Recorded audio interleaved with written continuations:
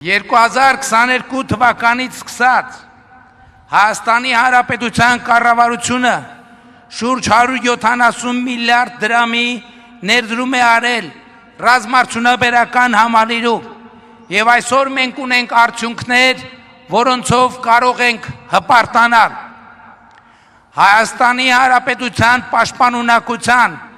բարձրացման էական գործոն են նաեւ մի քանի տասնյակ ամրացված շրջանները, որոնք 21-րդ դարի պահանջներին համապատասխան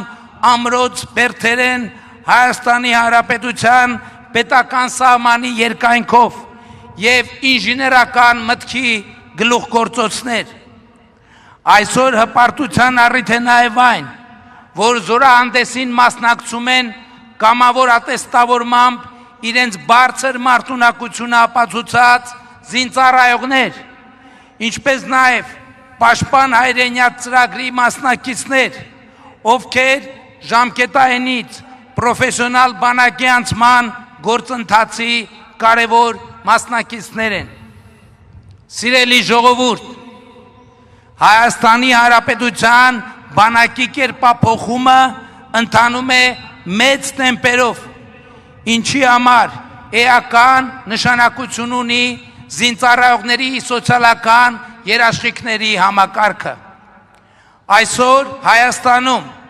700,000 դրամ վարձատրություն ստացող շարքային կազմի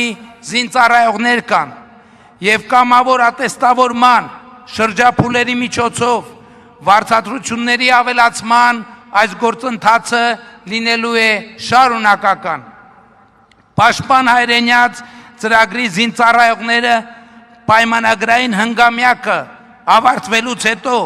կստանան նաև լրացուցիչ 5 միլիոն դրամ պարգևավճար։ Վազգեն Սարգսյանի անվան ռազմական ակադեմիայի կուրսանտները, որ այսօր ուսումնառության ընթացքում ստանում են մինչև 175,000 դրամ կրթաթոշակ,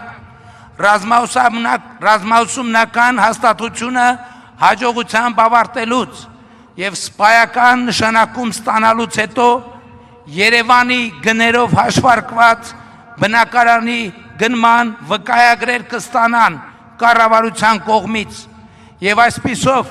մեր սպայակազմի բնակարանային խնդիրը, որը 2000-ականների սկզբից մեծ հաշվով չլուծված է, կստանա արմատական լուծում։ Կառավարությունը բոլորովին վերջերս որոշում ընդունեց առաջիկա 4 տարում պաշտպանության նախարարության բնակարանային հերթացուցակում 2000-ականների սկզբից հերթագրված շուրջ 2850 ընտանիքների բնակարանային խնդիրը առաջիկա 4 տարում լուծելու մասին։ Ընթանում է զինծառայության մեջ գտնվող անձանց բնակարան ձեռք բերելու համար հիպոթեկային վարկի աջակցության պետական ծրագիրը եւ առաջիկայում այն ավելի կընդլայնվի։ Սիրելի ժողովուրդ, պետական այրեր, այսօրվա զորահանդեսը հաշվետվություն է քաղաքացիներին, թե վերջին տարիներին Հայաստանի Հանրապետությունը ինչ է արել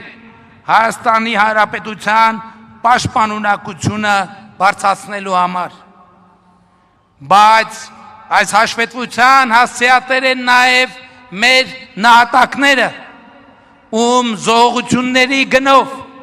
ում կյանքի գնով Հայաստանի Հանրապետությունը այսօր պետություն է